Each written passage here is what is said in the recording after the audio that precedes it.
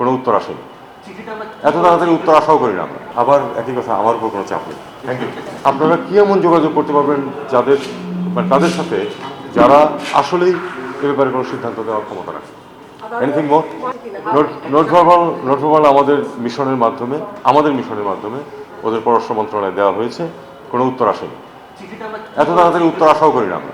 এত তাড়াতাড়ি উত্তর আপনারা, আমি তো আগের চিঠিতে উত্তর পাইনি এখন, কাজে এটা একেবারে কালকে আমাকে ওই এক সপ্তাহের মধ্যে উত্তর দিয়ে দেবে এটা আমি প্রত্যাশা করি না। তবে আমরা আশা করি যে এটার উত্তর আমরা পাবো।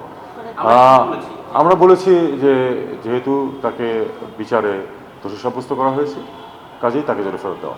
না, পাবো না উত্তর এটা আমি জানি না, কিন্তু আমি এক সপ্তাহের মধ্যে উত্তর এসে যাবে এটা আমি প্রত্যাশা করি। এটা পুরোপুরি নির্বাচন কমিশনের বিষয়, এটাতে আমাদের কোনো ভূমিকা নেই। এমনকি আমরা যারা আসবে তাদেরকে কোনো সহায়তা করতেও যাবো না যদি না নির্বাচন কমিশন আমাদেরকে বলে।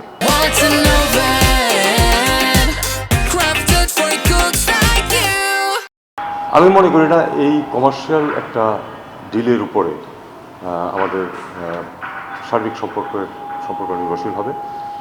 অবশ্যই রাষ্ট্রদূত চেষ্টা করবেন যেন তার দেশের যেই ব্র্যান্ড আছে সেটা বিক্রি হয়, এটা স্বাভাবিক, এটা তার দায়িত্ব।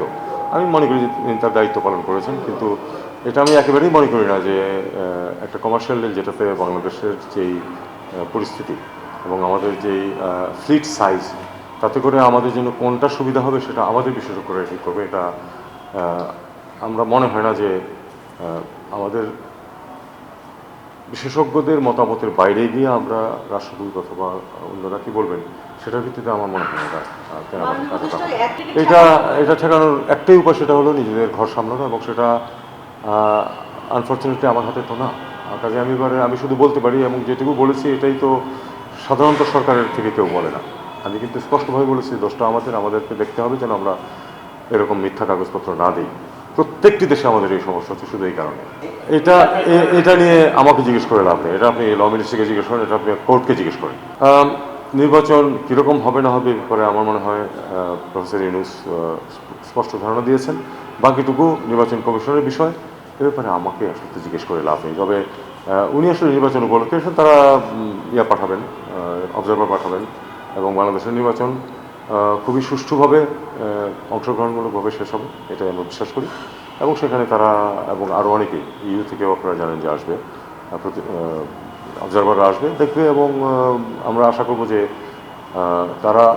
আমরা এতটুকু ব্যবস্থা করতে পারবো নির্বাচনে যেন তারা সন্তুষ্ট হয়ে যান। আবার একই কথা, আমার উপর কোনো চাপ নেই। Thank you.